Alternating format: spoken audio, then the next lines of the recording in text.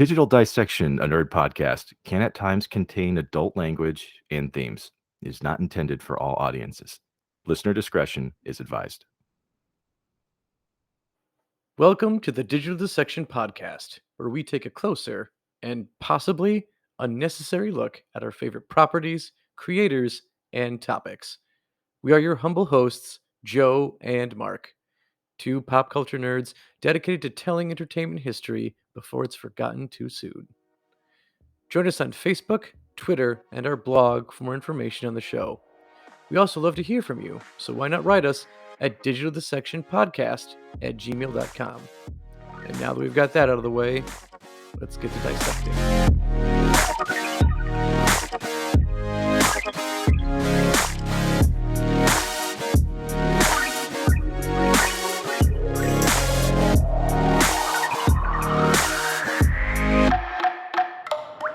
Before we talk about today's subject, we do want to make everyone aware of the Rape, Abuse, and Incest National Network. What they do is operate a 24-hour hotline for victims of sexual assault. Callers are routed automatically to the closest member rape crisis center for counseling, and there are more than 890 centers that participate in the network. If you need help, dial 1-800-656-4673.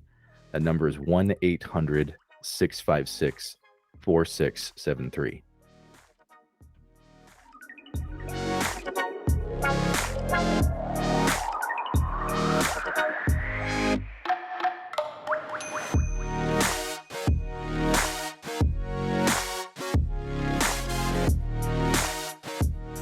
Hey, Joe, do you remember that true crime documentary on Netflix that actually happened in Wisconsin where we live? Wait, was this the one that came out in 2015 that somehow completely flew under the radar and no one talked about at all? And definitely isn't one of the most watched things on Netflix of all time. Does not ring a bell. You couldn't possibly be talking about the independently made and low budget Making a Murderer, would you? No, I'm not much of an indie flick kind of person, so there is no way that I ever heard of this. Like, it just docuseries before docuseries got really big. This is well before the hit docuseries Dogs on Netflix that clearly launched all of this this hype into play.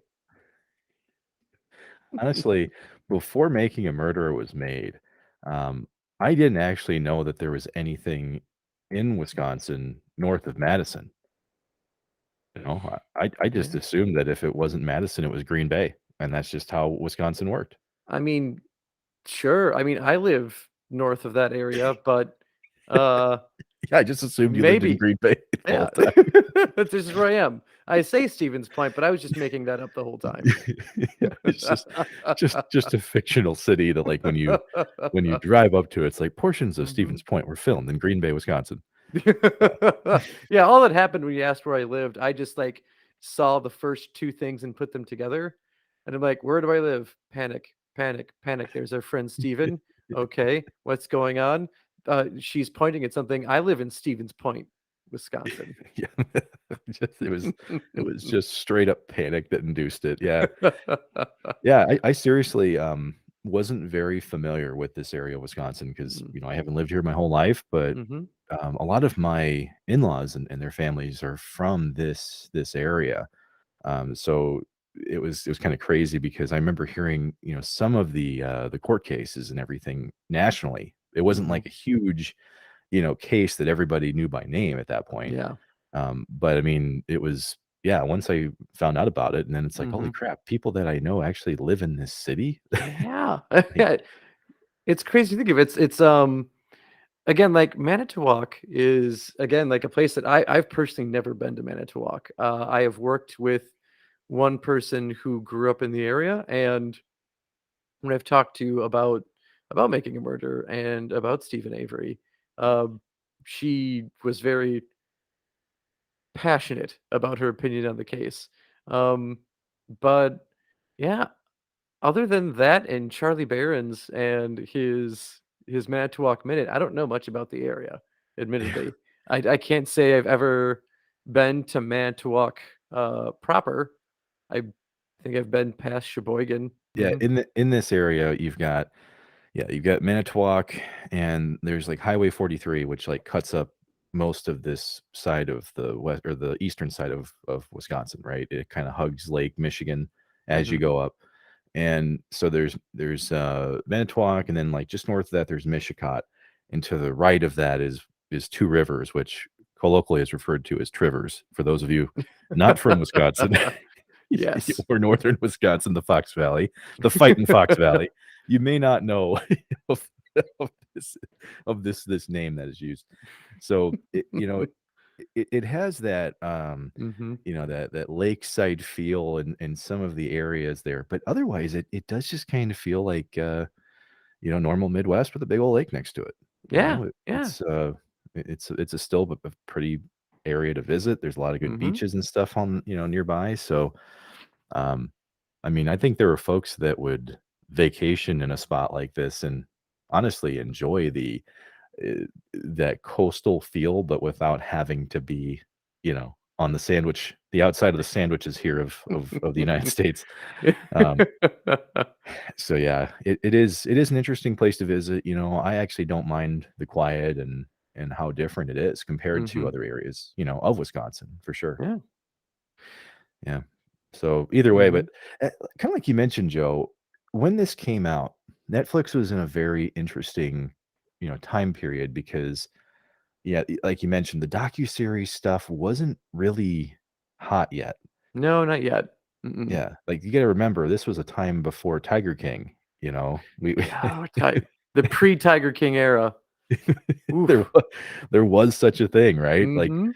Like, we had, at this point in time, I remember that Making a Murderer came out, and then there was that faux documentary series called American Vandal. Do you remember that Oh, one? I loved American Vandal. Yeah, Hilarious series. yeah, Oh my god. Mhm. yeah, so either you've got a 13-year documentary about, 2 murder convictions or a rape and murder Mhm. conviction, and then you've got a guy drawing penises on everything. Yep, and then someone else, who what was it? They put shit in, like, the lunch smoothies or something? Yeah, That yeah, was yeah, season 2 of yeah. American Vandal? Mhm. Admittedly, it did not last long, but, you Yeah. know, Fun that while it lasted. It was a good ride. yeah, there's only so much you can do with that kinda ridiculous stuff. Mhm. Yeah, but the truth was, though, this documentary did kinda blow the doors off of possibility or the art of the possible with this type of work. Mhm. And, you see plenty of documentaries that collect data and interview people, and they don't cover a certain period of time, they just share information with you. This felt so much different, like we mentioned, it's a Mhm. 13-year effort, by these documentarians, Laura Riccardi and Maura Demos, and to see those 2 dedicate this much time and, bring you a fairly compelling, conversation. Mhm. Um, it just felt very unique beyond, what we're used to seeing on, like, the A&Es or, Investigation Discovery that aren't Yeah. sponsors, by the way. No. Yeah, totally different Mhm. approach. Completely. It's because like, mostly, like, you think of, like, your A&E, basically, I think at that point, South Park referred to as murder porn. Uh, and it's pretty much, like, almost like, in a way, like, kind of glorifying the killer. Like, I Yeah, feel like a lot of this was, like, really going into, like, their mindset and why they did what they did, and going into sometimes grotesque detail over what they did to their victims. And people kind of latched onto that macabre. yeah, And this did something different, where it was not glorifying Stephen Avery, but bringing up the possibility that maybe he didn't do what he claimed to has been done, yeah. um, or in the event that he did it, that there was a gross abuse and overstep on law enforcement and even the judicial areas of his case to convict him. Which I Mhm, totally agree with. It's a different view of a crime because, mhm, a lot of times you're just getting factual data as to, yeah, someone lost their life, mhm, here's some of the information as the investigation continues, and then there's a plot twist, mhm, maybe 2, maybe 3, it just depends on how much stamina the editor has. yep, And then at the end of it, you've got your murderer mhm, identified and all that good stuff. Yep. And yeah, you're right. Like we get so much of this detail on the Mhm. grisly aspects of what go on. And I've watched plenty of these documentaries. They absolutely now love to take these photos of the crime scenes Mhm. and they just plaster it right up on the screen, Yeah. and it takes like 90% of your field of vision. And Mhm. you look at that and you just go, am I here for justice of the victims or am I Mhm. here because I have a desire to see something deceased? Yeah. And so it's not the same, Mm-mm. it's not the same idea that that others have tried to push past. And I think a part of that has to do with the fact that you mentioned the filmmakers were, kind of partnered up with the Innocence Project to, Mhm. cast light on the original conviction and, Yep. like you mentioned, showing the inconsistencies with the Manitowoc Police Department. So Mhm. yes, very much different feel. Yeah, and, like you said, like, this doesn't feel like they're trying to really glorify, like, the events of the story, and a lot of times when they showed crime scene events or when really this was one of the earlier documentaries that really showed what's happening in an interrogation room in depth because, uh Dateline and, other news types and other programs, like, they'll show, like, clips here and there from, an interrogation with police officers. But when we see this in Making a Murderer, like, we spend, I think, almost an entire episode throughout the interrogation. Yeah, And it was one of the first times that this was done at length, and to try and make you really question and look at how those things are done, and then just how strong that can be used as evidence against someone. yeah, yeah. And speaking of like, just the evidence and the amount of things we Mhm, have to go off of here. This is a documentary that encompasses about 22 years of Steven Avery's life. mhm, And I thought that was an interesting take because, they really paint this picture of who he is. yeah, And that was honestly the thing that I wanted to know the most mhm, since I didn't live here. I yeah, didn't know the Avery family. I live no, 2.5 hours south of where they are, in yeah. Green Bay, right? Not Because all of everything us north of here is Green have Bay. none of us have the pleasure and the grace to live in Wisconsin's maritime capital is Manitowoc. Not all of us come from the Clipper City. Not all of us have been graced with being able to live in good old Manti. Why don't we actually paint a little bit of a picture here? Because, Mhm, Manitowoc, like I mentioned before, it's probably not a city that a lot of folks have been to, and we've kinda talked about how it's like a coastal, area and all that, but mhm, one thing to understand about the area around where the Averys were from and, where a lot of this story takes place, what I always kind of thought about when I would visit here was that you've got long stretches of road in between cities in mhm. this area, and a lot of times you would reach unincorporated towns in between them that might have a bar and a church, and that's it, And right? really, let's be honest, it's like 3 bars in a church. Or it's just the It's bar church Wisconsin. it's the bar church combo, Yeah. y It's and maybe there's like a Walmart that has a bar and a church in it, yeah, and oh a yeah, you can get your taxes, you can go, talk to God, and then you can get your alcohol. It's all yeah. like a nice one-stop shop. Yeah, I mean, honestly, it's just an idea I wish I had personally, Yeah, yeah, you know? it's smart. It's Yeah. genius. Well, but that's what a lot of this area Mhm. is like, though. You've got, Highway 10 that kinda runs across the top of the state, right? You can go Yeah. all the way from, Mhm. that part all the way to where you live. Yeah. And so the surrounding area outside of this, does kinda have a different feel than what's near the highway. Mhm. It is possible to drive down the road to Manitowoc to actually go to where the Averys live, and you kinda feel like you're in a different planet. I mean, you kinda do. A little So, bit, yeah, it's pretty rural, and, with a name like Manitowoc, it's hard not to bring up the fact that this is actually First Nations, like, land. A yeah, lot of Wisconsin was, Ojibwa or Chippewa, and this is specifically used to be Menominee land, yeah. and its name is, like, means, like, the place of the spirits according to the Menominee language, and like, it's interesting in the fact that literally the US government basically negotiated this land away from the Menominee so that they could accommodate for tribes that actually were displaced from from the New York area. So this is where like the Oneida, the Stockbridge Munsee, and the Brothertown people all got basically relocated to during the early 1800s. Wow. I mean, Yeah. it does account for why pretty much every city there has a Native American name of some Hmm. kind, and so it is true. Every road sign you see there, every town you pass through, Hmm. it has what you would think for the folks that kind of inhabited the area for hundreds of years. Hmm. Um, yeah, and so I guess to the point of Stephen Avery and kind of framing him out, not framing him as a murderer, Yes. but Hmm. but just framing him out. So yeah, the area that his family lived in, it is a junkyard, Hmm. car clinic in a way. Yep. There's just rows of cars and covered up by tall grass, and he Stephen Avery is not a bright man. No, and I think the documentary does a they take a good minute to explain this, that he is not known for his intelligence, and that he and his family are more blunt about what they do, and basically, I don't know, their language and their way of life.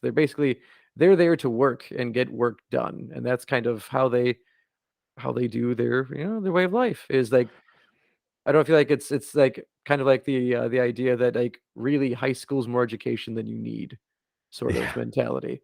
it ain't much, but it's honest work. You know, Yeah. I think I need to be a little more Mhm. country with that. It ain't much, but it's honest work. That Thrown that in kind of open, it fits. Yeah. yeah, yeah, No, no, no, right. like, we've gotta go full Midwest, Yeah. to really access this.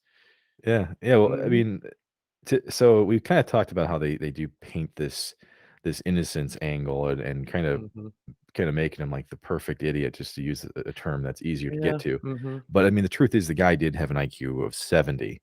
And as anyone knows, you don't want to be a 70. If anything, you want to be in the meteor part of the curve where no one's really going to notice. yeah, Instead, he's on the part where people are usually like, and I'm not trying to make fun of people that had to go through like, different types of mhm, schooling, but him yep, and some of his family members were in, different methods of the public education system mhm, because of that. So that's part of what actually took me a little bit to get used to in trying to understand his thought processes and everything. mhm, Not that I was like trying to go, okay, how could I get to the same thought point that he did?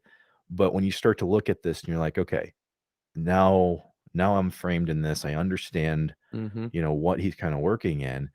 And what I thought was really interesting about him here is that the guy, even though he's painted as innocent for a specific crime, mhm. truth is he was doing some bad shit before Oh, this. yeah, absolutely, and I think part of the argument that some people have against this documentary, because some people will say that it is very one-sided in Avery's favor, and that it's kind of purposely trying to make the other townspeople of Manitowoc and the law enforcement out to be like either bad people, or that they were specifically out to get the Averys and they didn't point things out. Well, at that point, you have to argue that like the point of the documentary is to show that there is a good chance that there was some misuse or miscarriage of law here. Yeah. So they don't want to focus on Avery's past, but I think they spend probably a good, what, 15, 20 minutes of the first episode going into the the wrongdoings of Stephen Avery in his younger life. Look, the people that I know that are from this area and who grew Mhm, up there, some of them want to talk about it, some of them don't. But the mhm. majority that are usually having feelings about this, they're not warm butterfly feelings about Stephen Avery. No. It's often mentioned how the family's not well received, they're not well Mhm, liked. And just to read off some of these, and they cover this in the documentary, but I mean, he robbed a bar in 1981. mhm. He had friends that retold a story about him pouring gasoline and oil over his cat and lighting it on fire. This was in 1982. And then 3 years later, he would actually run his own cousin off the road and at gunpoint, threatening her. And what what they mention here in some of the storytelling, and I'll Mhm. refer to it as storytelling, is that his cousin who apparently claimed that he was masturbating on the lawn, and Mhm. and that he was tired of her spreading the incorrect information there. Mhm. And I mean, after the documentary was aired, people kind of came out and said that yeah, he wasn't trying to get back at her, Mhm. for something that he didn't do. Apparently, Yeah. he had even sexually assaulted this cousin at some point. Mhm. So I mean, you take your pick, whether it's breaking and entering, Mhm. killing innocent animals, or being violent to his own family members. These do kind of tick the boxes for Yeah. traditional serial behavior. I'm not going to use the Mhm. full term because he's not a serial killer necessarily. Mhm. Yeah, But at the same time, like, there are some pretty, like, if there was basically a checklist of you do these things and it likely means this, he's yeah. checked many of those boxes that likely means that he is going to be violent towards people and likely, more than likely murder someone. I mean, These are behaviors that other murderers have growing up in life. So it's like, yeah, you know what? There's a good chance Stephen Avery's probably going to try killing someone based off of his past behavior. it is kind of like like a credit score type of thing, Hmm. right? Like, Yep. it's like, hey, if you got this credit score, you're likely to get this interest rate. Hmm. If you've done these things that are Yeah. violent crimes and Hmm. domestic crimes, yeah, probably a chance you're gonna murder someone or Yeah. some or persons, right? Hmm. Um, and so this is a glossed detail Hmm. in this series, and the reason why I'm saying this is because I'm speaking on behalf of myself when I watched it the first time. Yeah. Now, my wife fully knew the story. I Hmm. did not. So when I started to hear about this, they do just kind of sum this up as he was in a tough crowd, he was in a rough Hmm. group of people, and, Yep. things just kinda escalate when you're Hmm. dropped in that environment. Yeah. Um, and so as a viewer of this the first time, that's where I kinda went, "Okay, maybe I can take some aspects of this and put it in one column and Hmm. put the other, on the other side." Yeah. And it wasn't until later where I kinda went like, "Yeah, these Yeah. are coming together pretty Yep. quick." Hmm. But for people that once again that are like me that didn't know about this case, had no Hmm. clue what was going on, I do think this is one of the first steps where it's like, I think we were irresponsible with how we presented this Yeah. info. And one thing else like to add into that, again, a bit of irresponsibility is I feel like even after this quick little, veneer of what Avery's done, I think they pretty much quickly tack on that he pleads guilty pretty readily to all of these things. And again, like, they don't add much onto that. So like, my question it is like, was he basically told he needs to plead guilty because there's so much evidence that if he tries fighting the case, like, it's going to look like it's not going to be in his favor? Or was this because the way the documentary points it is like he's basically admitting guilt and like, nope, I did those things. I shouldn't have done them, and I'm going to own up to what I did. Because I feel like that's what they tried doing with it, is that he knows he did something wrong. He knows he shouldn't have done it, and he didn't fight it. He willingly did his time. He pleaded guilty. He went to jail. He paid his fines, and then he was back in society afterwards. Yeah. Yeah, it's like a Subway Hmm. club card. Like, they just Yeah. kinda punch your ticket and then jail time Hmm. just disappears. Yep. And then And that eventually you punch it enough times, and he gets a free sandwich. yeah, I guess that's Hmm. how the correctional facilities typically work, you know? I think for me, what I took away from this was when they showed him talking about these scenarios. You and I have talked about this before, Joe, both on the show and off, that Hmm. sometimes kids do things, and when you ask them to explain themselves, they just kinda shrug their shoulders and like, I don't know." Yeah. That's really what you see a lot of in Avery's face. If you go back and Hmm. watch this, you kinda see the eyebrows not move. His eyes don't even move. It's just Yeah. kinda looking off in the distance, and it's like, "Man, I don't know." Mm. And so at least in the beginning, you kinda think, at least now that I look at it and I go, "Yeah, maybe." I don't know if there's a whole lot of remorse in there, No. It's hard to tell, Hmm. and it could be just what faculties he has, or it could just be that's his Yeah. demeanor, but Hmm. that's what I took away. Um, Yeah. And even but when yeah. he goes back and talks about how, like, he pleaded guilty to these things and he did it and he knew it was wrong, I don't know. I feel like it's him trying to prove a point and not prove his innocence Yeah. more than anything else. and it Yeah. feels like I don't know, it feels like it's fed to him a little bit. Which really makes Mhm, the early focus of this series kind of unfortunate mhm, because morning of July 29th, 1985, you and I weren't even on this. Well, actually, I wasn't on this earth yet. I mhm. don't think you were either yet, were you? At that point, I believe I was conceived. You were baking, but you weren't out of Yep, the oven yet. not yet, not yet.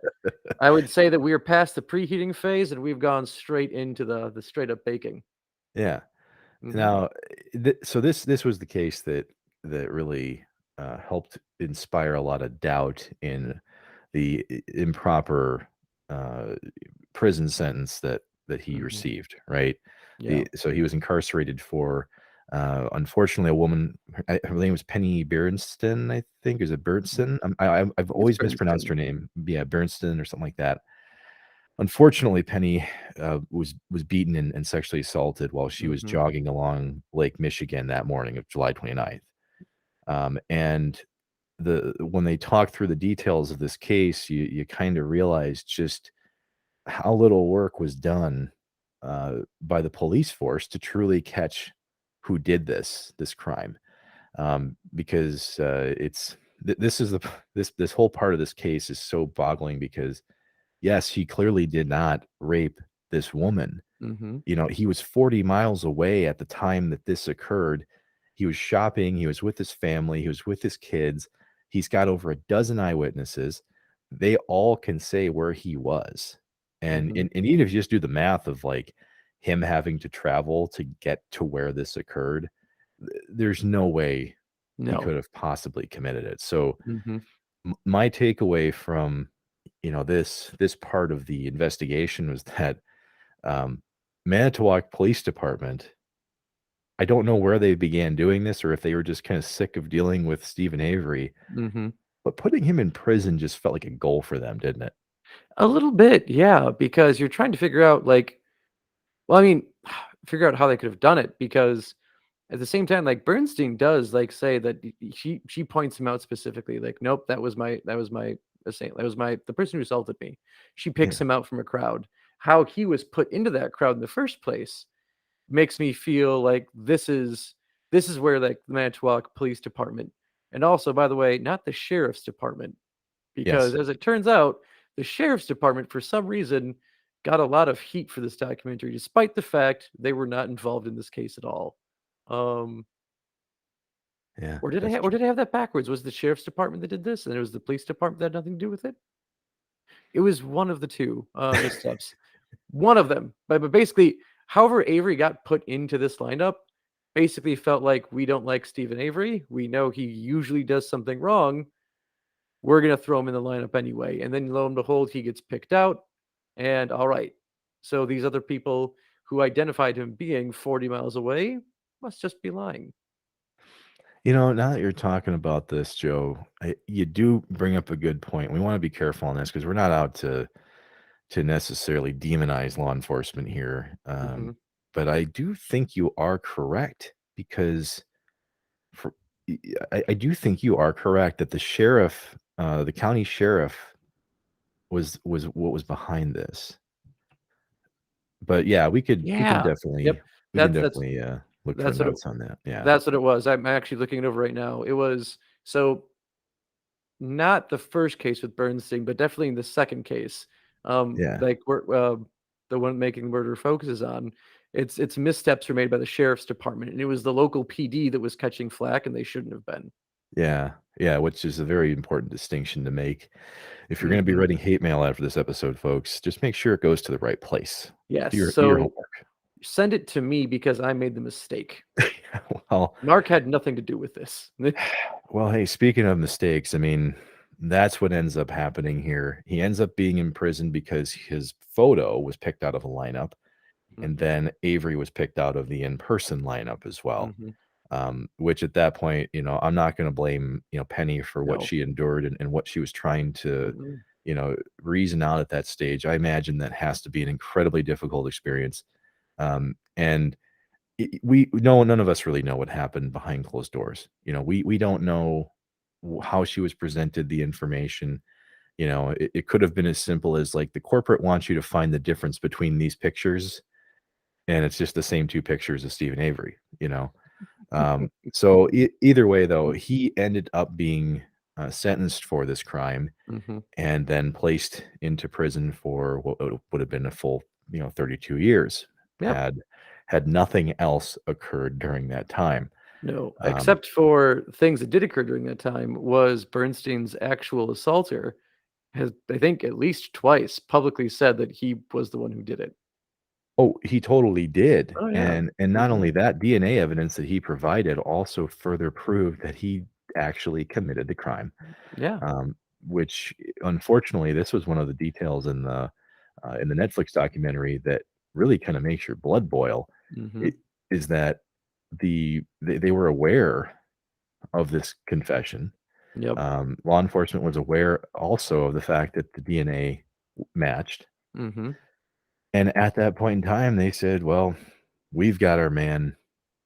It doesn't really Case matter to us." closed moving forward. 'Cause at that time, I think both of them were even in prison at the time. Yeah, they were both Yeah, wearing they both stripes, walked man. away. Yeah. Mhm. Well, to me, it's like if I was in law enforcement, if I had any kind of doubt whatsoever that I didn't have the right person, even if you feel pretty Mhm. strongly, but somebody Yeah. gives you something else to kind of just turn that rock over, Mhm. I would Mm. probably do that. I would probably do that. Go, Mhm. okay, if there's enough doubt here for me to kind of just make sure that this is the end of this road, Mhm. let's get it right. Yeah, But that absolutely. that didn't happen. It No. did not happen at all.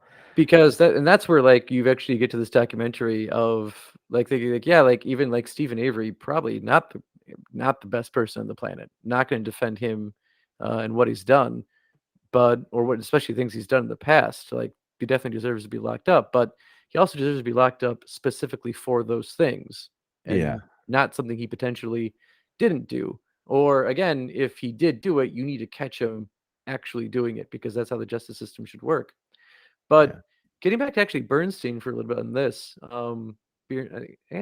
Bernstein, Bernstein is defaulting because of the stupid Bears books, yeah. and yeah, but Bernstein, after like the evidence, like the DNA evidence came forward, and they found out that she had misidentified Avery, like she was gutted. Like she said, it was. I think she was quoted at saying that she actually felt worse knowing that she had put him in jail than when she actually got assaulted that morning. I Oh, have that. man. It's that was printed. That was yeah. That was a quote from her that was printed in the New Yorker. That's Yeah, and and that's she that's too bad. felt horrible. She wrote Avery an apology letter. She didn't really, I know she never agreed to actually be part of the documentary because she's trying to like move on with her life. Yeah, And so when this comes forward, naturally she doesn't really want to be a part of it because she's trying to be her and not be what happened in the past. And one thing that actually was, actually another misstep the documentary had is the picture they used of Bernstein after she was assaulted. They did without her permission. what the seriously? Yeah, and Bernstein said that she wasn't mad because she had to see it again. She was mad because her children had never seen that before, and she never wanted them to see it. Yeah, that's fucked So, up, man. very. Mhm. Yeah, that's kinda where when you look at this documentary after you've seen it, and you kinda take yourself out of the vacuum of, the presumed innocence and doing that, like, you do start to see how you are being driven towards something. Mhm.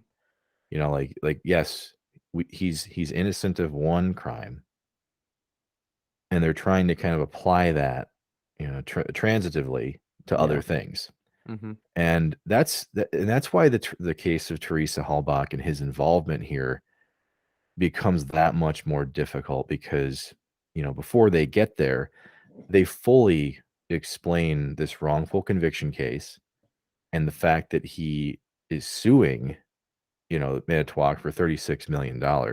And Mhm. so it immediately kind of begins to like build the logic and push you towards it that there are people who may not want him to A, be out of prison, and two, get any money, Yeah. in 'Cause restitution, right? yeah, because 'cause you're looking at this, and Manitowoc's a city of, like, 35,000 people, so that's roughly, a little more than $1,000,000 per person going into this guy's wallet, and as a community that, grew up with Steven Avery and knowing his history that we talked about here and his relationship with the town, can imagine not very thrilled with that idea, that their tax money may be going into paying him this amount.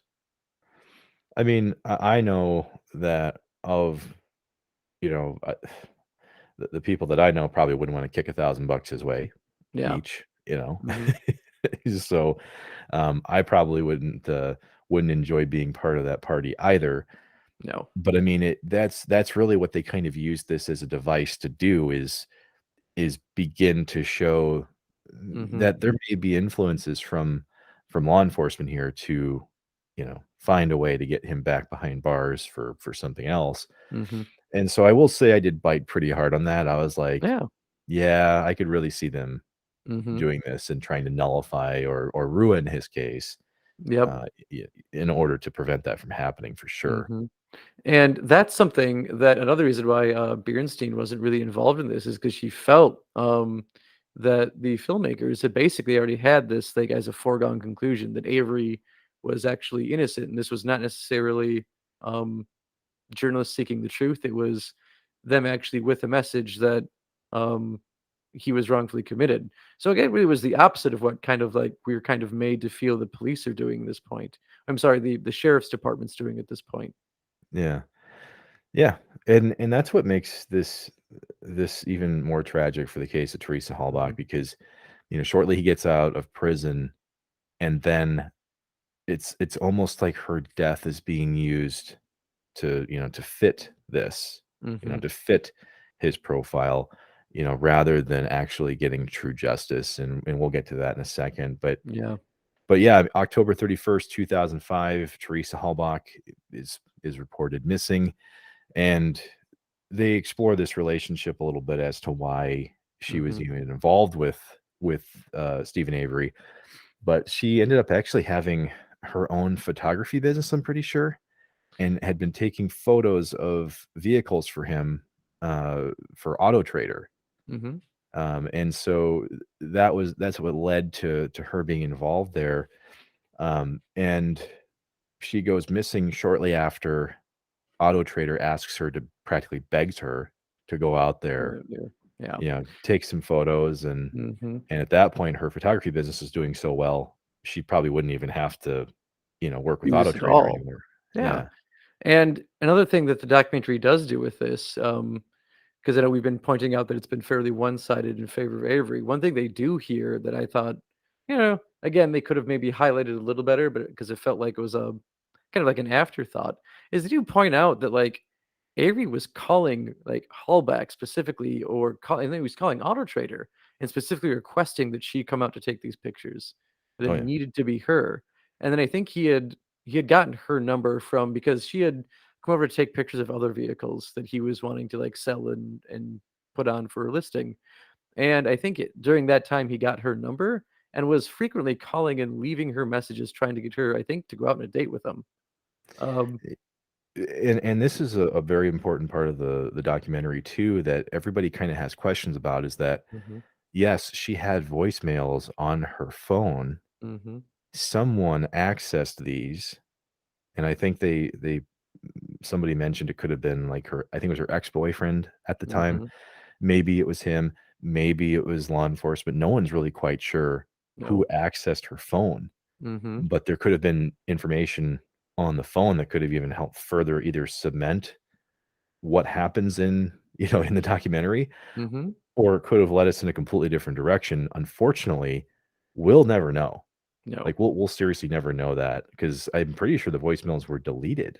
mhm, So, and like, yeah, so that's like step 1 of, like, 40 steps here or 40 items where, like, mhm, how does this happen yeah, in a who does case? that? Yeah. Mhm, So, unfortunately, yeah, that ends up happening, and Teresa goes missing shortly after being called out there, mhm, and unfortunately, the next time that anyone would see Teresa again, she would be in pieces in a burn pit behind Avery's home. which is just I feel like it's just terrifying to think of that this happened to another human being, and all the more damning that it was found on Avery's property, and it turns out her SUV, her personal car, was also found in his scrapyard. Yeah, it was so Mhm, yeah, so as this case unfolds, yeah, it's mhm, kind of there's a slow burn effect that the documentary does with this. mhm, And it's like part of it is like the discovery of the car, which mhm, everybody was asking this question about because this is one of the inconsistencies of I believe he was a lieutenant at this time. I don't know if he was the captain. His name was Andrew mhm. Colborn. If you remember him, he's wearing that super tight shirt throughout this. It's like Mhm. seriously, man, did you like go and ask them if they had a tighter one? They're like, no, we didn't. No, We this is checked. this is as far as we can get. Yeah, this is the tightest button combination you're gonna get for your money, pal. Um, yeah, he ends up, or one of his colleagues ends up calling in the license plate before they even knew it was the license plate. Like, he recognized it and knew that that was the one they needed to have. Like, it was one of the weirdest things they point out in this case that, like, he somehow knew to call this in before they even knew it was her car. Yeah, It is so strange. Like, it I s very. like Mhm, like, for me, like I mentioned before, like, the first time watching Mark here that was watching mhm. this, he's like, "How on earth does this happen? How does Happen. no one question this?" Mhm, You know? It's like hammering it's like, trying to staple Jello to a wall here, this just does not make sense to me mhm. how you could seemingly have knowledge about something before you rightfully should. Yeah, Um, but you're right, they discover the car there, it's been mhm, covered up with a bunch of brush and everything, which we'll get to in a minute. yeah, But that's where this really catches fire, like, that's, like, the mhm, first cliffhanger of the series, is that, mhm. okay, there's stuff here at the compound, shit's getting real. Yep, her car's there. So, looking at the car even, I know one thing that they do bring up, I think it's his lawyer brings it up about he owns a scrapyard. Yeah, He has everything at his disposal. He could have completely crumpled that car and buried and it. then he buried it, so, like, you never would have found it. But for some reason, it's just pushed into an area, and they just throw, debris on top of it, Yeah, which if you looked at the map Mhm, that they draw on this, it is the worst hidden car of all mhm, time. Like, if yep, if you were if you were gonna try to commit a crime and hide something, they walked out to the compound, mhm, law enforcement did. They pretty much walk a straight line. They walk straight to this thing. mhm, Like, it's I mean, honestly, I kind of equate it to, like, when a man goes to Walmart to go buy something, he walks straight to it, then leaves kinda thing, but whatever. yep, yeah, It's fine. But, mhm, yeah, they walked straight to it. Like, it was, plain as day. mhm. To me, that's also, like, check mark number 2. It's like, How'd they know to okay, go straight there? how did you know to walk straight there and not look at Mhm, anything else in the else, compound? yeah, Even they admit it. They mhm, admit they didn't look at anything else. They walked straight to it. that's it, yeah, and on top of that, which makes things even more weird, is that what they don't see in the documentary is they find Avery's DNA on the hood of that car. Yeah.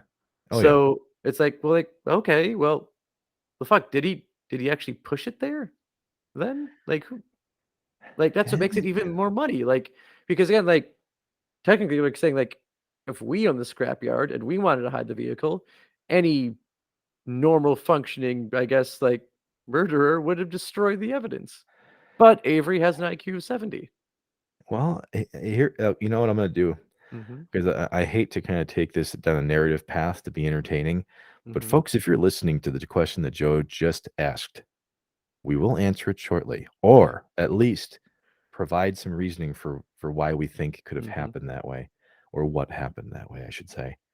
Um, but yeah, dude, at this point, I mean, the machine is in full go mhm, to get Steven Avery back in prison. yes. Yeah, and because of that, that's when we're introduced to his nephew, Brendan Dassey. Mhm, So, I mean, the part 2 of this series and part one heavily focused on, Brendan Dassey and Stephen's case. But Brendan was very important in the conviction because his confession is what led them to be put in prison. Mhm. Now, Brendan is a little bit smarter than his uncle because he has an IQ of 73. Yes. So very big difference. Mhm.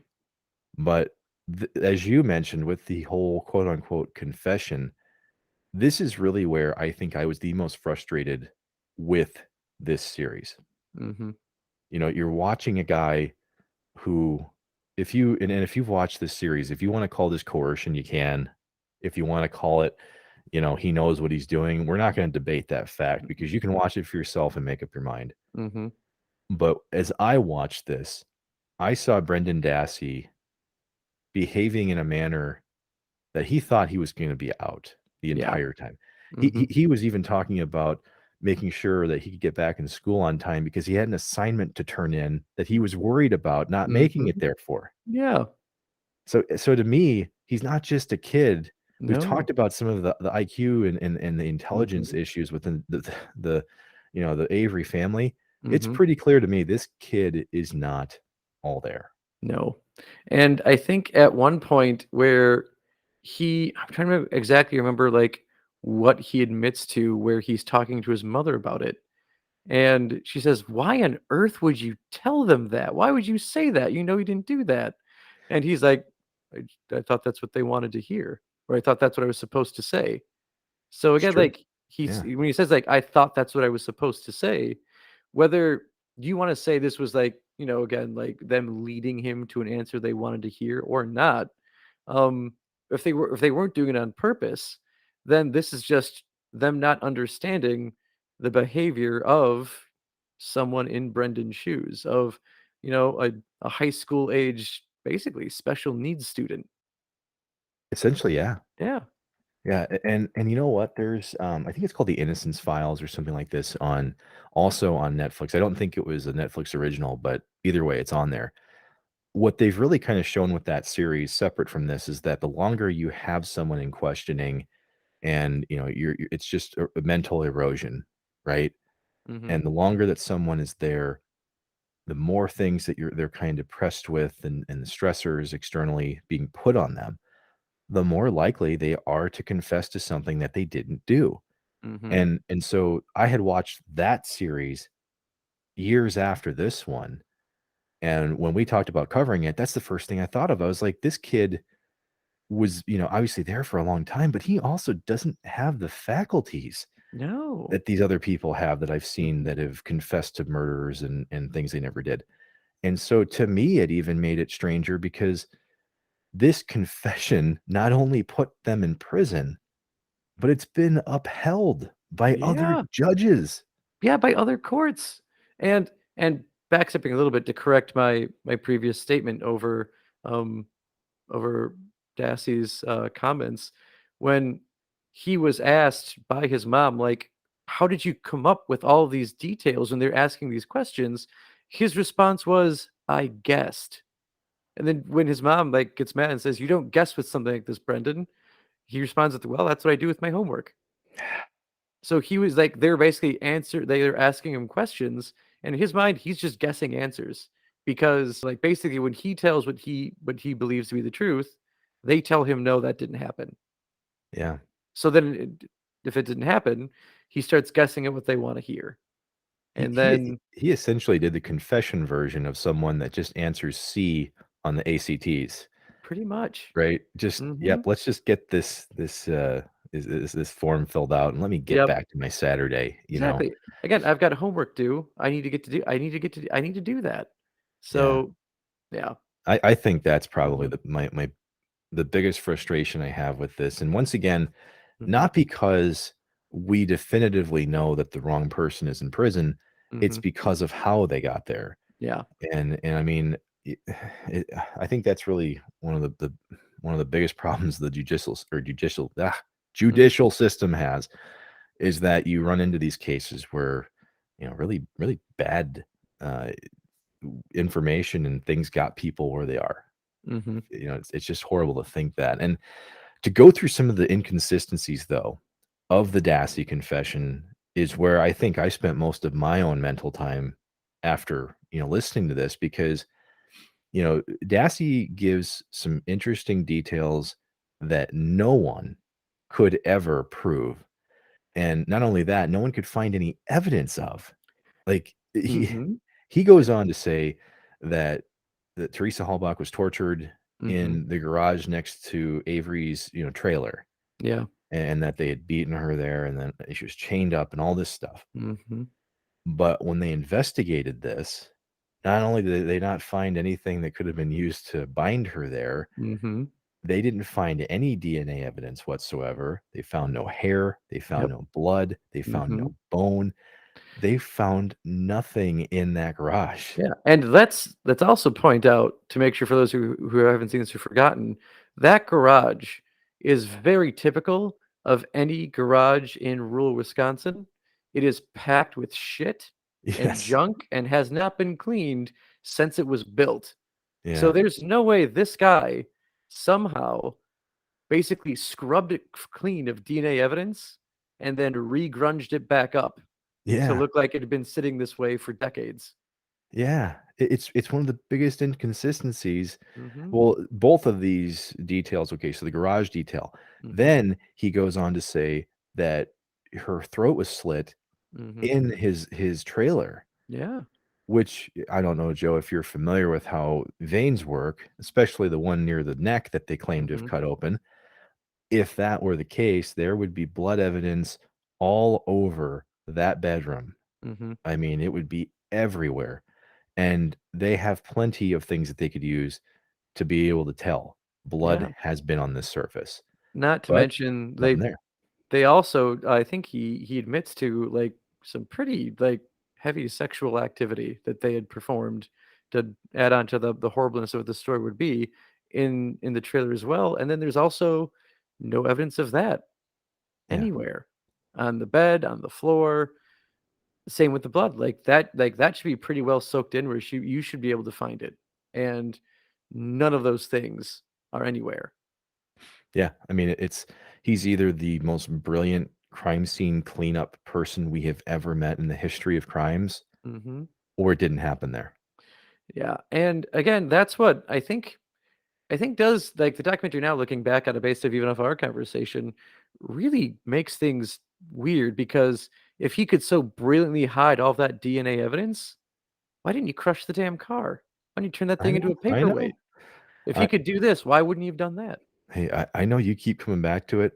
I do too. It's frustrating to Mhm. think that, like, yeah, if he's a mastermind in one way, how could he be so stupid on the other hand? Yeah. And yeah, it just doesn't make any sense. I mean, Mhm. even in the investigation here, going into that same trailer, one of the biggest mysteries here that I mean, this has blown up Reddit, by the way, Joe, for several years. Mhm. There is a photo, okay, of Teresa Halbach shortly before the events of this murder. Mhm. And what people have really gotten blown up on here was they saw that she's holding a key ring that matches her vehicle in that photo. And on the key ring, we're seeing what looks to be either at least one key, possibly two, or some kind of other item that's attached to the key ring. Mhm. And the key that ends up being found in his trailer, once again, the trailer where supposedly everything happens, Mhm. they do find a key ring, but it's not during the first time they No. investigated and searched the trailer. It was upon a different visit.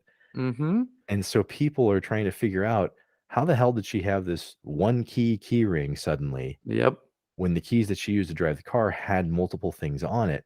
Mhm. Like why would it I guess why would the killer remove Take the things other off of the keys key off. ring, but leave the Yeah. key there? Yeah, like, why would you Yep. do that? And making things even more muddy is that that was found by the sheriff's department. That key was found by the sheriff's department, and the sheriff's department was not supposed to be actually aiding in the investigation that day. They think they were literally just supposed to be standing there to make sure no one else went in. Like, Yeah, that was their job. They were explicitly told, "You cannot investigate this scene." And yeah, the key was found basically, again, like finding the car in the field, sheriff's department beelines and goes straight to a key like behind a fucking desk or something It ridiculous. it was it was actually under a pair of boots, That's what it was, yeah. which they had Mhm. already searched the day before, the Yep. investigation before when they went in. And Mhm. this is why, I think Reddit got so crazy over it, is because the sheriff actually kinda labeled this key to be important, right? Mhm. Like, they immediately knew this key is for something that we need to have. Yeah. And it's kind of like the license plate thing. It's like, how are we knowing Yep. about things that we shouldn't know about yet, right? Mhm. Like, we don't even know some of these details yet. Suddenly we're connecting dots. I mean, once again, this is another one of those things that doesn't necessarily prove guilt, Mhm. but it makes you question so much about motives of law Yeah. enforcement here. Mhm. Here is one inconsistency that I like to point out that people have debated quite a bit. And this is the vial of blood Mhm. that they had for him, for Avery, when he first went to prison. Like, they had this blood sample of his for quite a while, Mhm. and this was a big part of the documentary as well that people still aren't quite sure how to take is, was his blood sample tampered with? Mhm. I mean, yes or no? Do you think his blood sample that had the hole in it, was that how they injected the blood into the sample, or is that how someone took the sample out of the vial? What do you think? Yeah, see, that's the thing. Like, I'm trying to think of like how blood's collected in those in the first place because fuck, I'm trying to think like when that's trying to think like IV, like they basically hook it up to you. They put the needle in, the tube goes there, squirts in, and I'm trying to think of like what it looks like when they cap it and when they're done with it. You know, I guess I wish I Mhm. knew the answer to this because 'cause I'm so Yeah. afraid of needles Mhm. when I've had blood samples taken, I'm never looking at it. So Mhm. so I don't actually know that answer. See, that's what frustrates me because I always look. I always look at it. Like, no, I need to know what's hurting me. Just Yeah, this? There's nothing else there? Fantastic. yeah, Um, yeah. I Well, know it's strictly blood coming out, and it's only like a saline solution going in. Perfect. This is what we agreed on. I mean, I've hated shots so much, I've hated needles so much that, yes, this is one aspect of my life that I kind of regret because now I don't know it for our podcast, but Mhm, yes, that is, like, the last thing that really, really got people stirred up here was, like, what did this blood vial mean? mhm. And just because it was kinda haphazardly kept too in the Yeah. storage facility, so, like, it even seemed like it had been opened for some Mhm. purpose, and we're not quite sure what that was. Yeah. So, if the hole was there to put the blood into the vial, Mhm, okay, maybe I could understand that. But to me, it seems kinda strange that you would have that on a sealed thing. Like, why would there be a mhm. hole in a sealed vial? Yeah. It just seems strange. I Mhm. so I don't know. But Yeah. that's another part of this that Mhm. the series doesn't actually mention, okay? Yeah. This blood evidence that they found, because what you mentioned, this blood of Steven Avery's was actually found in the Mhm. RAV4 that belonged Yep. to Teresa. Now, there was testing that was done after the series came out that a lot of Mhm. people didn't actually see yet, okay? And if you're one of the "Steven is innocent" folks, this would be, putting quite a few pebbles on your side of the scale, okay? Mhm. Now, in the RAV4, they found, Steven Avery's blood was positively identified in the Mhm. car. But what someone did, this independent testing facility did, was they took the same model of RAV4 because what they wanted to prove was whether or not the blood samples that they found in that car could be duplicated in this control environment. Okay. Because the blood kind of flaked and dried almost like paint would, right? Mhm. And it was on top of a carpeted area in the RAV4. I believe it was on the driver's side. Okay. What they ended up proving with this was not only does blood not act that way on carpet, Mhm. it would have soaked in and they wouldn't have been able to even notice it. So not only do you Mhm. have inconsistencies, scientifically, we can't even figure out how to How that duplicate how happened. this happened. Okay. Which is one of the reasons why people have put a lot of weight on this Mhm. going, "Okay, that blood evidence may have been tampered with," because Yeah. that blood doesn't behave like blood should behave. Mhm. Like blood's gonna blood, okay? Doesn't do that. Yeah. Yeah. So that Mhm. was like for me, that's when I started to go, "Man, why is it every time I feel a certain way about this case, something like that Like this happens?" twists and, like, fucks things up like this. Like, well, like Lamagra, like this is some sort of weird thing from Blade and Blood pulling people back together or awkwardly flaking.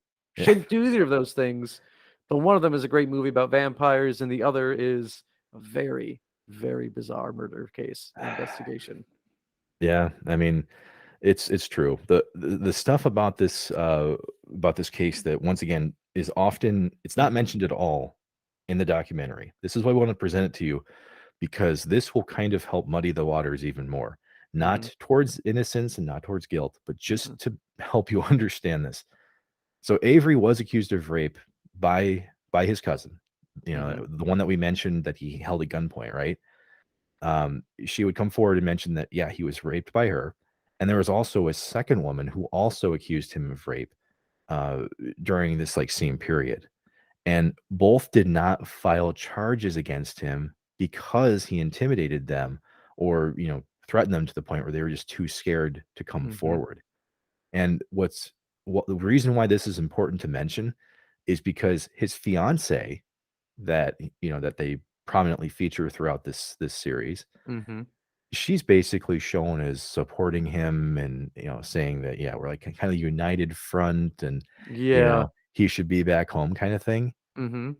But then she turned around and said, no, he intimidated me to the point as well where I had no choice but to put on this Behave that way. face. So not only has he intimidated his own victims, Mhm. he intimidated his own supposed loved ones at the same time. I think it'd be a pretty important thing to put in your A documentary, little do you bit. think? If you're trying to, like, build this case that he is someone who's made mistakes and has always owned up to them sort of thing, and he's trying to move on with his life, and he's more or less being victimized by law enforcement, you would think you'd show that, like, during the time of his investigation, pre-investigation, and post-investigation, that he is seen to be a pretty abusive person. That would be a pretty important thing that says, "You know what? Maybe this guy doesn't own up to every bad thing he does." It's very possible Yeah. because that is the next thing that the Netflix series does not mention that many have covered is that Brendan Dassey himself has also mentioned to law enforcement and other individuals that he was also possibly molested by Avery. And there were also others within his family that Avery had also victimized. And that never came up at No. all Not throughout once. this entire series, Mhm. which, once again, we can't say that this leads to this, Mhm. but it's like we've got more points in this column again that point towards violent behavior, Mhm. leading to this being a possibility. Now, one last thing about the Halbach, RAV4.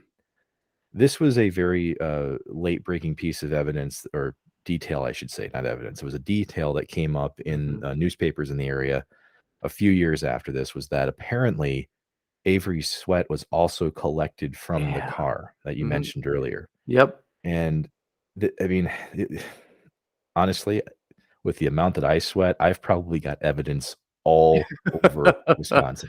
I mean, there's a database just for you and your sweat at this point. Just for me. What they Mhm. actually do is they test it against my sweat first, Yep. and then they start looking for, inconsistencies Mhm. from there. But but that to me was, really interesting because, I mean, it's hard to take sweat from somebody and just smear it on something, right? Yeah. There's some conditions that have to be met in order for Mhm. sweat to appear somewhere. So, unless one of the police officers, took him Just and kind of dabbed and then yeah, dabbed again yeah, somewhere. just Mhm. cupped to the back of his neck, or something, and then just smeared it. Mhm. That is one of those other inconsistencies that pops up, or doesn't pop up, I should say, Mhm. in the Netflix documentary that, once again, takes you from one side and maybe flips you to the other. Yeah. It's every piece of information that we get seemingly does this. Mhm. Makes no sense. Yep. And I think they do show, don't they show like footage or photos of when Avery actually first meets Halbach on her first assignment from Auto Trader to come over there, where like he basically comes out only wearing a bath towel? Yes, yes, this was Mhm. also one of the things that wasn't reported, in the documentary. As you Mhm. mentioned, there's these messages that he left for her, but yeah, he showed up in a bath towel the first time that he meets her. So, I Mhm. mean, there's definitely predatory behavior that is occurring Halbach and Avery, and, I mean, to my understanding, that's how it always was. Like, these Yeah. interactions, she was afraid to go there.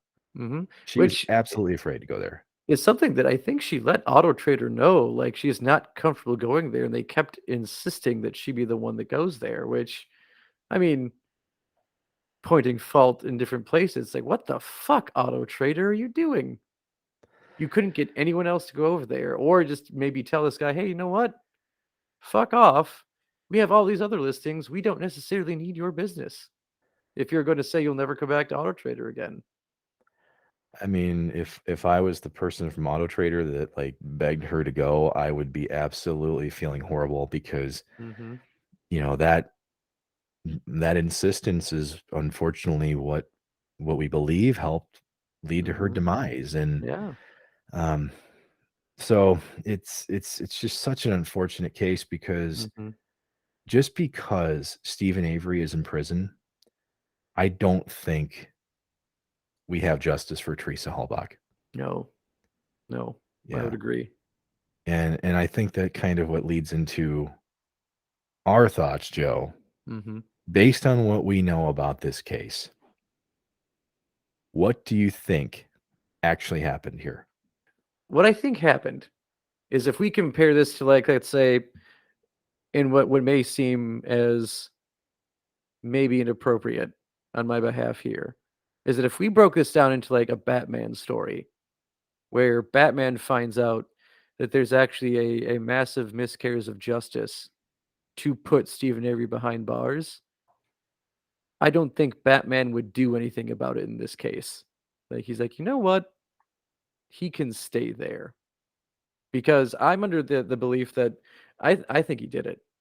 I really do. I think Avery is responsible for killing Halbach, and there was just such a commitment from the sheriff's department to make sure that he was put behind bars and arrested for this, that they were willing to break the law to do it, and that there were enough people in the court system that felt the same way, that they were going to basically commit Stephen Avery, which is wrong.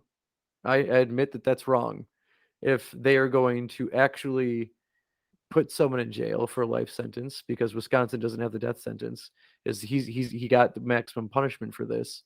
That if you're getting someone to the point where they're receiving the maximum punishment of the law, like, you have to make sure that you have proof that they actually did what you're committing them for.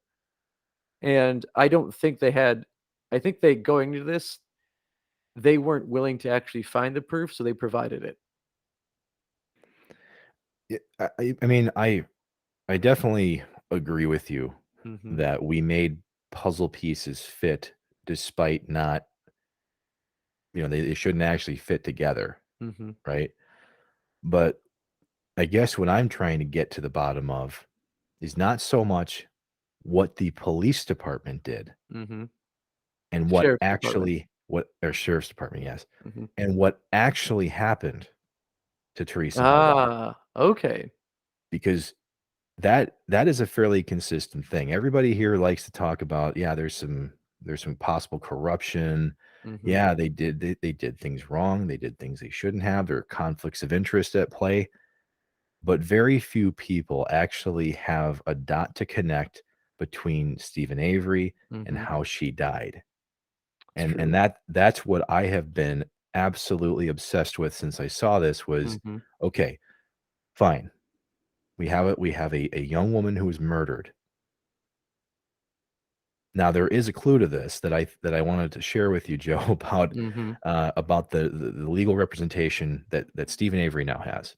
Mhm. And it relates to new information that was filed in a motion by his lawyer in 2021 that a witness identified as Thomas Sawinski, who was delivering newspapers to their salvage yard during the morning hours of November 5th. Okay. Mhm. So almost about a week after Halbach, had, been last seen on the compound. He claims to have seen Bobby Dassey, one of the nephews of Avery, Mhm. and an unidentified older man pushing a RAV4 down the road toward the junkyard. So basically, her RAV4, Mhm. two guys who were not Steven Avery, were pushing that car down the road. Interesting. So here's where I start to Mhm. ask questions. Okay, um, the cousins of Steven Avery and some of his family members on this compound, avid hunters. As Mhm. a lot of folks tend to be in the north. Um, but what I think happened here is that there's a possibility that Steven Avery was involved in the murder of Teresa Halbach, Mhm. but I don't believe he did it by himself. I just don't believe it. Mhm. I do think that there are multiple individuals within this family that led to the murder of Teresa Halbach, Mhm. and I think there is a possibility that Brendan Dassey told accurate events. We just don't have them in the right place. Now, I'm not saying all of the events, but maybe some of the Mhm. details of her having been tortured and kept somewhere. Mhm. And throughout this process, you know, uh, they took the remains of her body and put it into the burn pile behind Avery's home. So here's the reason why I wanted to say that he may have been involved. Okay. Um, he may have been involved because he had mentioned when he was incarcerated that if you're going to get rid of a dead body, burn it. Burn it is much more efficient, right? Mhm.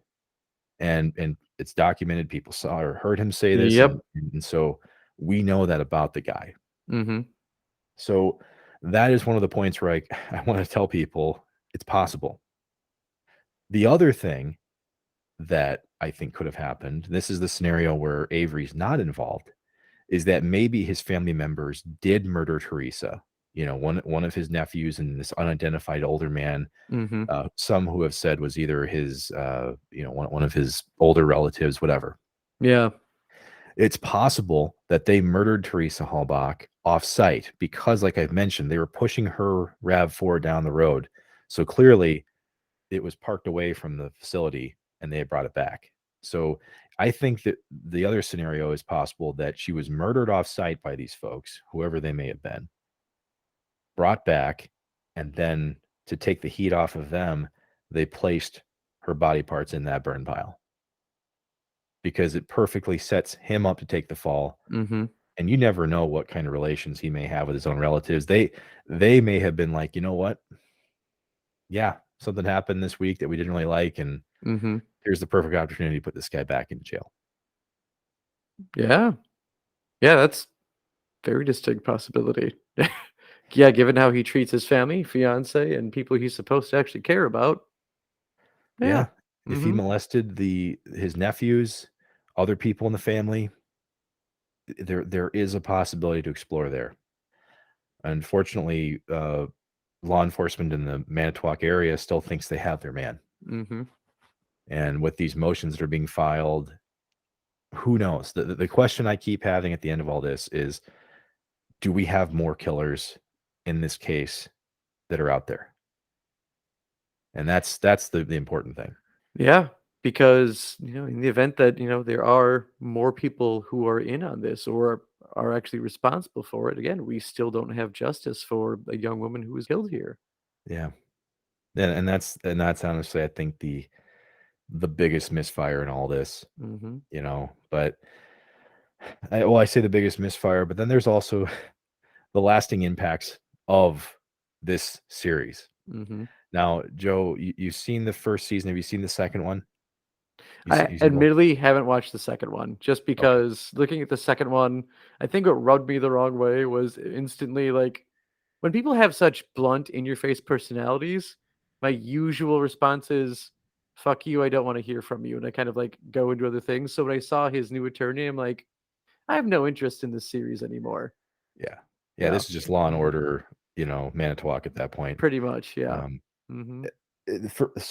when I started to think about the impact of this, because we do this with, other Hmm. TV shows, video games, and, like, stuff that we've really enjoyed, Hmm. and this is kind of a first for us to go into a documentary series, 'cause it's kinda Yeah. TV. It's TV It's related. TV. Yeah. Hmm. But the lasting impact of this series, I think, is just as interesting to explore as the case itself, Yeah. um, Hmm. because this kind of got totally different responses, within pop culture, and one of the things that I will forever kind of be upset about with this series is that there are celebrities out there, they're public figures, and all they know about Steven Avery is this documentary. Hmm.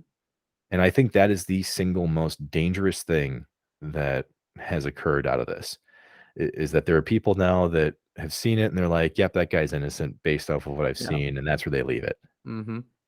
But you and I have just spent an episode talking about the inconsistencies and the things that aren't even here. Yeah. Hmm. Yeah. I mean, misinformation to the extreme, right?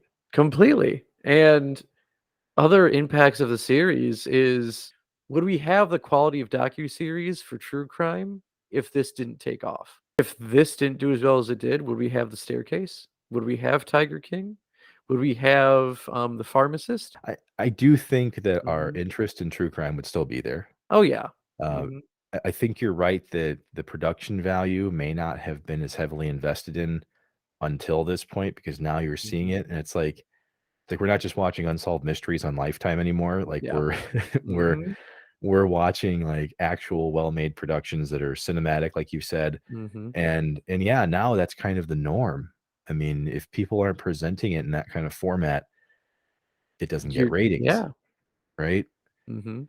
But that is kind of the once again, the injustice of this is that it's obviously there for entertainment value, I think, Yep. more than it is Mhm. for justice for Teresa.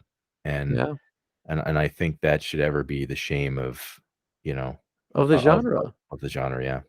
Because, again, like, when I say, like, would we have these series, this isn't me saying, like, "Oh, we wouldn't have these other well-made documentaries, it wasn't for this," but it's like, no, like, this is like me watching Tiger King, like, these are all for people, and I feel sorry for the tigers. Like, I feel sorry Yeah, for every animal in that documentary that all of these people are exploiting to make their money. yeah. Seriously, And, yeah, yeah, go ahead. we're I feel like this basically glorifies the wrong part of the true crime era, of the true crime genre, where, if anything, we should be looking at ways to, like, actually catch killers more effectively, or ways to look at how we can improve on what we've done before with previous cases, as opposed to glorifying the people who either did them, or again turning it into entertainment, and trying to make a real life event seem like, again, like a Batman movie. This was all a cover up by the city, and it goes all the way to the top, sort of thing. It highlights the wrong parts of what need to be done here, and it set that trend, or that bar for other series to come, because now we're focused on how this ridiculous redneck with his tigers is being put behind bars by a feud with some crazy woman in Florida who may or may not have killed her ex-husband. Well, and it also it kind of bends the rules, of that if you have, someone who's from this rural area in Wisconsin and they behave a certain way, therefore they must be guilty. Mhm. Like that is also where I think there's some injustice at play. But once again, I want to caution that with everything that we know about this case, we're not Mhm. experts. We don't Nope, pretend to be. and we are Um, not. but based off of everything we have to kind of look at, Mhm, I don't know how a conviction can ever happen in this type of event, and the public, view of it now, I think, mhm. is even more dangerous because, they didn't have the full scope of what was going on, and No. and that's gonna unfortunately be the lasting legacy of season 1 of this, because that's Mhm. what most people saw. Yeah, is that again, the documentary is geared towards him being innocent. And that's the direction they definitely point you in. And a lot of people just cling on to that direction. And then they'll again start badgering the Manitowoc Police Department, who had nothing to do with this scenario, or they write President Obama wanting Avery to be taken out of prison, despite the fact that murder is not a federal crime, so the president can't do anything about that.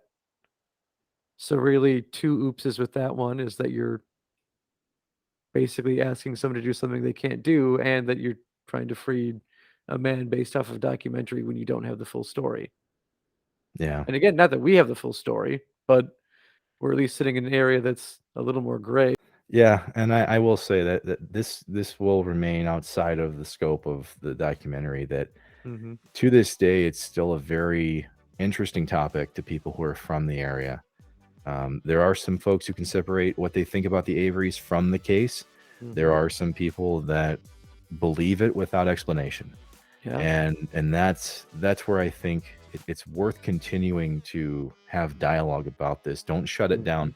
At least talk to each other through this if you're still debating it, or if you've got a split household on it, Mhm. because I do think that justice for Teresa is the most important part of this. Yeah. And hopefully one day we can truly have what I think is the real answer.